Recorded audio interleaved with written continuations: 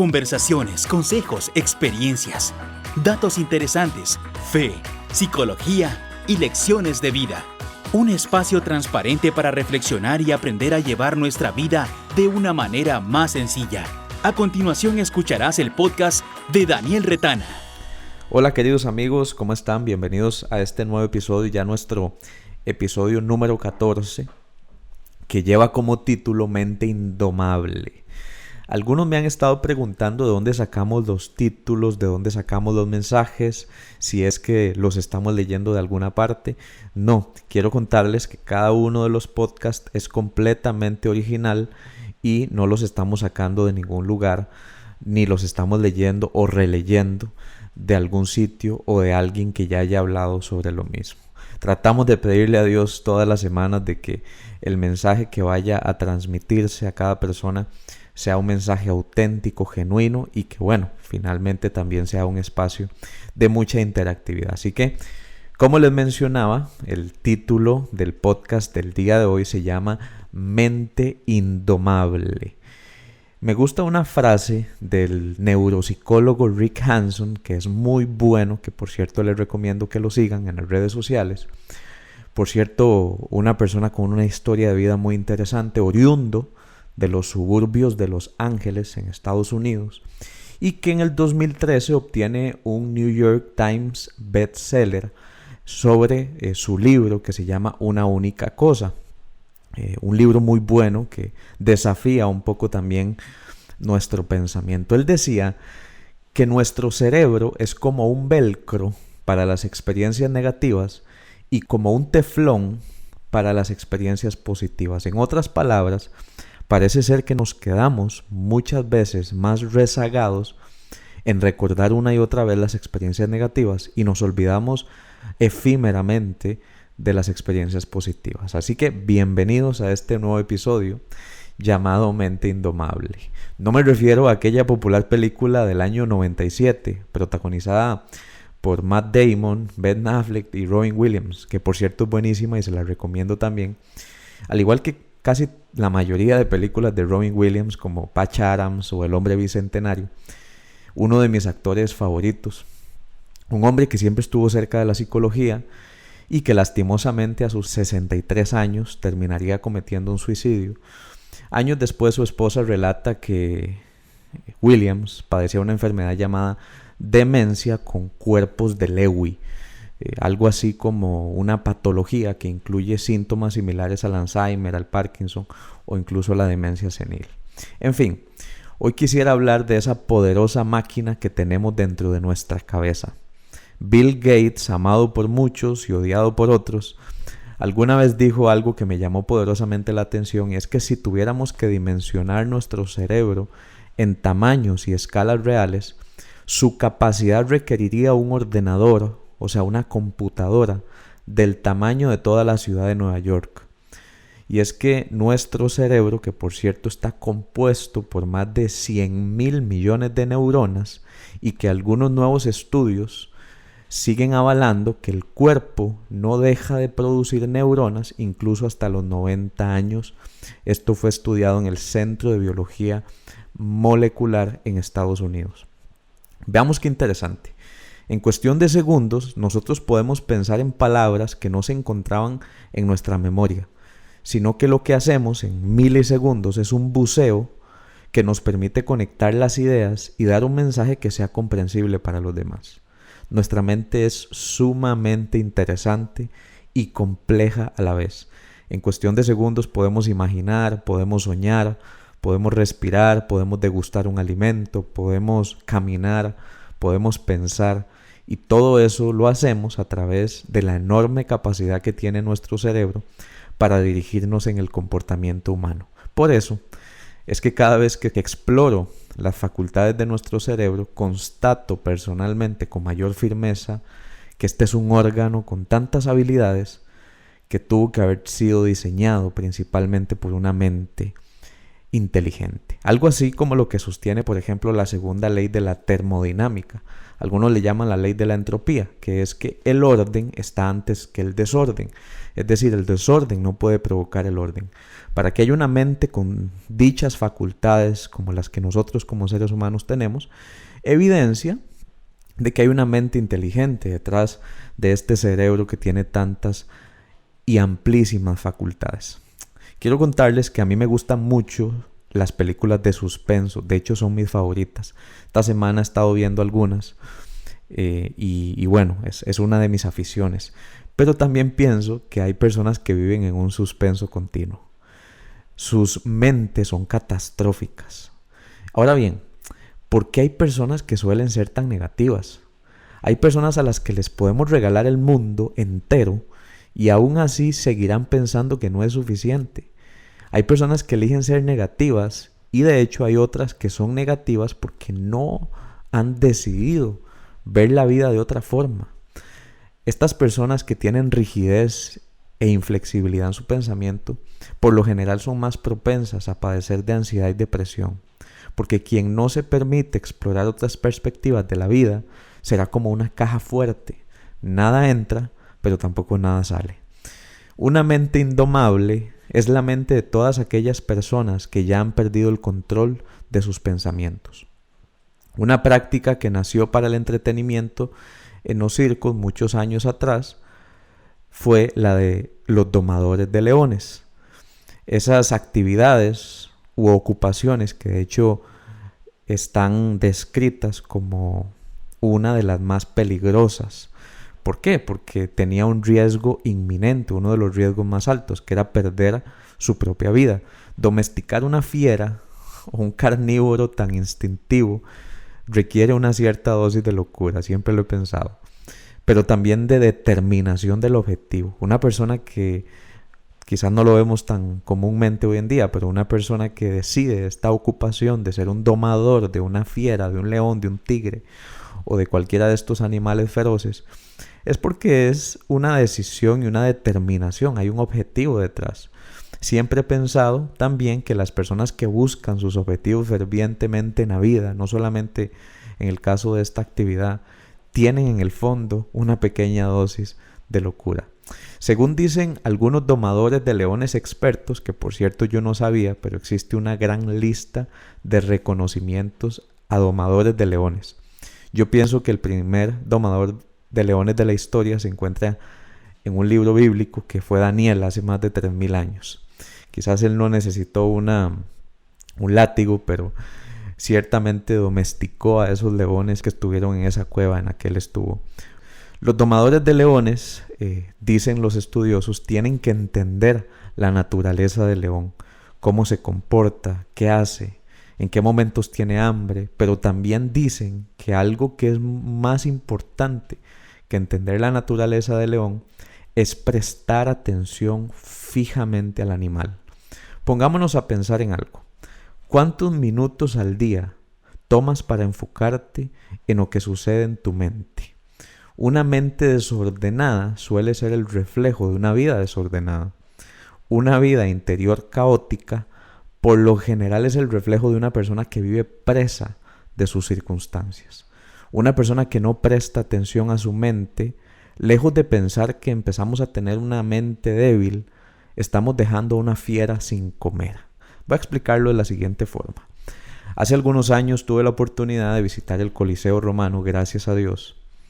Y una de las informaciones que nos dio el guía turístico, quizás él sin saber que a mí me estaba provocando una mezcla de emociones, fue que nos dijo que a los animales, que eran los depredadores de los esclavos romanos, entre ellos los cristianos, era que a estos animales los dejaban sin comer. Eso sí, cuando los soltaban, estos animales se comían hasta el último escombro que había en el piso. Es igual que la mente que no se cuida. Es como un león que no se doma o un león que no se alimenta. Una mente en la que no se invierte es una mente que será eventualmente víctima de la debilidad. Por ejemplo, hay personas que cuando les preguntamos si tienen alguna afición, alguna pasión, algo que verdaderamente les motive, un gusto o algo que los distraiga en su día a día, no saben qué contestar. Cuando una persona no identifica lo que le apasiona y le produce realización, por lo general va a terminar recurriendo a un vicio o a un mal hábito. El vicio es el enemigo principal de las aficiones y las pasiones. Recurrimos a los vicios porque no tenemos nada más que nos apasione. Y es que un vicio te genera alegría temporal, pero una pasión, una motivación, te mantiene activo invirtiendo en ti mismo. Hablemos de esas mentes catastróficas, apocalípticas, fatalistas y negativistas. ¿Por qué es que una persona es negativa? Algunos neurólogos dicen que se debe al hecho de que las personas están preparadas para defenderse ante las amenazas que suceden en el exterior y por eso es que nos quedamos anclados en ciertas experiencias negativas. Estudios de la Universidad de Dallas en Estados Unidos dicen que el cerebro da mayor prioridad a la información amenazante por encima de otra información. Pongamos algunos ejemplos prácticos, vivenciales de esas personas que viven constantemente en una película de suspenso. En primer lugar, son personas que piensan que los demás le quieren hacer daño o que le quieren cometer alguna injusticia. Piensan que sus compañeros del trabajo tienen algo contra ellos, piensan que sus jefes no les tratan de una manera equitativa, piensan que su pareja posiblemente piensa otras cosas acerca de ellos de acuerdo o en relación a lo que expresan verbalmente. Son personas que se hacen películas e imaginan fantasías en su mente. ¿Por qué? Porque han vivido toda su vida en un suspenso continuo. No sé si en algún momento yo les había contado que yo pensaba que las personas a mí me querían hacer daño y yo por eso huía o evitaba ciertas situaciones. Esto se debió a que tuve una experiencia muy fuerte con algunos ladrones que asaltaron frente a mis ojos a mi madre y le pusieron una pistola en la cadera. Gracias a Dios no pasó a más, pero yo empecé a desconfiar de las personas. ¿Por qué? Porque esas personas que estaban en el exterior querían dañar a mi familia. Entonces tenemos que buscar en nuestra vida cuándo fue que empezamos a pensar que los demás nos querían hacer daño. Y de manera muy sincera responder, ¿te quieren hacer daño las personas o es que piensas que por algo que te ocurrió a lo largo de tu vida las personas te quieren hacer daño? Lo cierto es que no todo mundo te va a querer hacer daño. Pero si empezamos a pensar así, entonces vamos a concluir que los demás nos van a causar algún tipo de conflicto. Segunda característica de las personas catastróficas es que se imaginan que algo malo va a pasar cuando todo va bien. O sea, cuando todo está estable, cuando todo es bonanza, las personas piensan que en algún momento se vendrá la tempestad. Esto es un pensamiento autosaboteador, que por lo general está basado en una idea de nada es para siempre. En realidad tienes que darte más créditos, de que si las cosas van bien también es porque lo estás manejando mejor. Hay personas a las que le va bien por fuera, pero su mundo interior es un verdadero caos. En tercer lugar, son personas que piensan y asumen frecuentemente lo que nadie está diciendo con sus palabras. Ten cuidado en no crear un huracán y un ciclón en tu interior cuando alrededor nada más está lloviendo. ¿Piensas que los demás te quieren hacer un mal? Bueno, si es así, ¿cuál es el problema? ¿Por qué le entregamos la llave de nuestra paz emocional a las personas que no saben cómo lidiar con sus asuntos? En cuarto lugar, estas personas con una mente apocalíptica son transmisores de malas noticias. Si existiera un medio de comunicación amarillista, estas personas son perfectamente contratables.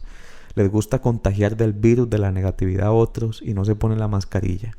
Y se sienten bien cuando preocupan a los demás. Qué irónico, ¿no? Las personas que tienen miedo se sienten bien cuando otros desarrollan miedo para no sentirse solos. Y en último lugar, otra de las características que pude detectar en las personas con mente catastrófica es que creen en sus propios pensamientos como si fueran legítimos sin cuestionarlos. Una persona fuerte en su mente no es quien defiende a capa y espada lo que piensa. Eso solo demuestra que la persona tiene miedo de que alguien le haga cambiar de parecer. Una persona fuerte en su mente es capaz de escuchar, analizar, pesar y aún así seguir siendo leal a sus propias creencias. El animal favorito que yo tengo es el león. Muchos lo sabrán, pero en todos los años que llevo de estudiar la personalidad del león, una de las características que más llaman mi atención de este imponente rey de la selva es que son sumamente afectivos. No parece, pero sí. Son imponentes, pero a la vez son muy dóciles y tiernos. Son feroces, pero al mismo tiempo son sociables. Es un animal que tiene un híbrido perfecto entre la autoridad y la ternura. Son feroces con los que invaden su hábitat, pero son sumamente protectores con los que pertenecen a su especie. Te quiero hacer una pregunta. ¿Cómo es tu mente? ¿Es una fábrica de sueños o es una celda de esclavitud? Es un león dominante y rugiente, pero indomable. Una mente que no cesa es una mente de la que has perdido control. Una mente indomable es peor que todas las torturas de este mundo, porque una persona con una mente entrenada puede estar en el peor de los martirios y aún así seguir con lucidez y dignidad. Si no, preguntemos a Jesús, ¿cómo hiciste para responder con sabiduría ante los feroces ataques de tus oponentes? Una mente apocalíptica evidencia que ha abierto ventanas killer, le llaman algunos psiquiatras. En otras palabras, han abierto en su mente posibilidades de que siempre va a ocurrir el mal. Son personas que si tuvieran que predecir el tiempo, una mente indomable diría que durante los próximos 10 años solamente se producirán fuertes lluvias y muchas precipitaciones. Una mente fatalista aprendió a ser así porque no se domó a tiempo. Y entonces el león o la mente se murió de hambre y se ha empezado a comer la esperanza, la fe y el sentido de la vida. Yo conozco algunas personas con mente catastrófica que se quejan constantemente de su vida. La queja, de hecho, es el lenguaje de las personas con una mente indomable. Le echan a todos los demás la culpa excepto a sí mismos. Son especialistas en criticar al resto, pero pocas veces se ponen a ver que son malos domadores de leones. Te pregunto, ¿quieres ser un domador de leones? Pon atención a tu mente. Revisa cómo están tus pensamientos. Imaginémonos esta escena. Un domador principiante que tiene miedo porque los leones ya de por sí son salvajes y está apenas empezando su carrera de domador. Nunca ha tocado un león en su vida. Solamente los ha visto en los reportajes de National Geographic. De pronto este domador se deja llevar por su impulso una vez que está en la celda y se tira al león tratando de ganarse su confianza. Extiende su mano tratando de tocar su melena, pero lo que dejó de lado es que ese animal no siente confianza todavía. Más bien siente y percibe que esto fue un ataque. El animal se lanza a atacarle y por suerte del domador principiante, uno de los más experimentados que estaba allí con él, corre a rescatarle y llama la atención del león para desviarla de este pequeño joven que había cometido un accidente. Una persona que piensa que la mente se entrena de un pronto para otro está equivocada. Necesitamos entrenar nuestro pensamiento, confrontar nuestras ideas, preguntarnos por qué hemos sido tan negativos y quitarnos los lentes distorsionados que no nos dejan ver bien la vida. Decía Mahatma Gandhi, el hombre se convierte en lo que él cree de sí mismo. Si yo me mantengo diciéndome a mí mismo que no puedo hacer cierta cosa, es muy probable que termine convirtiéndome en incapaz de hacerlo. Creo que Gandhi no estaba tan errado. Es el perfecto ejemplo de una mente que no se alimenta, una mente que no se entrena. Algunas personas después del podcast anterior me preguntaron cómo has hecho para tener una mente fuerte y entrenada. Debo confesarles que no ha sido fácil, ha sido el resultado de haber tenido una mente sumamente débil y catastrófica. Yo les había contado en algún momento que yo pensaba miles de cosas en mi mente y era esclavo de esos pensamientos y al final no terminaban ocurriendo la mayoría de esas catástrofes que yo me imaginaba. He aprendido varias cosas que de hecho quiero compartir en este podcast de cómo he aprendido a tener una mente domable, a domesticar mi pensamiento, a no permitir que mi mente sea más fuerte que mi voluntad. En primer lugar, dudar de mí mismo. ¿Acaso son todos mis pensamientos confiables? Ya me he dado cuenta que no. Ese es el principal paso, dudar de mí mismo. Ahora, no me refiero a dudar de mis capacidades, me refiero a dudar de mis pensamientos, dudar de mis creencias, dudar de lo que siempre he pensado de X o de Y forma y reforzar mis creencias y valores. En esto quiero hacer un paréntesis. Aquí no estoy hablando de que eches a la borda todo lo que has creído a lo largo de tu vida, no. Simplemente duda de los pensamientos que te afectan, que te incomodan, que te inquietan. Y así entonces te darás cuenta que nuestra mente muchas veces responde de manera inconsciente frente al ambiente y no de acuerdo a lo que nosotros verdaderamente queremos pensar. En segundo lugar, he invertido en mi conocimiento, sí, en mi parte intelectual. Y es que aquí quiero hacer una diferencia también. No se trata de tener mucha información, de leer muchos libros, de saber demasiado, sino de saber aprender a utilizar la información que tengo. De nada sirve el conocimiento que no se transforma en sabiduría. Siempre lo he dicho. En tercer lugar, llevar un proceso de terapia me ha permitido liberarme de exigencias y demandas que he tenido de mí mismo. He sido una persona sumamente perfeccionista, en algún momento con deseo de aprobación, etc. Pero ya ahora he aprendido a liberarme de estas exigencias, a buscar el bienestar, y no me refiero a un bienestar hedonista, en donde solamente importo yo, sino un bienestar en donde pueda tener calidad de vida, en donde pueda tener una buena alimentación, un buen dormir, buenas relaciones interpersonales, una fe que me permita crecer y demás. En cuarto lugar, estudiar el tema de los pensamientos de la mente, así como un domador estudia los leones para domarlos.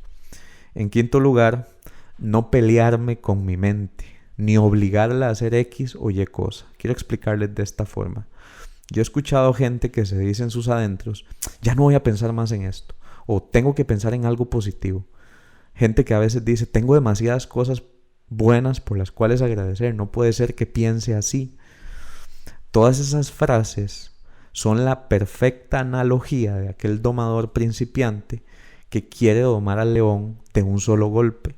Debes tener una relación amigable con el león hasta ganarse su confianza. Es decir, debes tener un diálogo contigo mismo hasta que te hayas posicionado como el capitán de tu barco. Los procesos no se vencen de un golpe fortuito, sino de una espera paciente.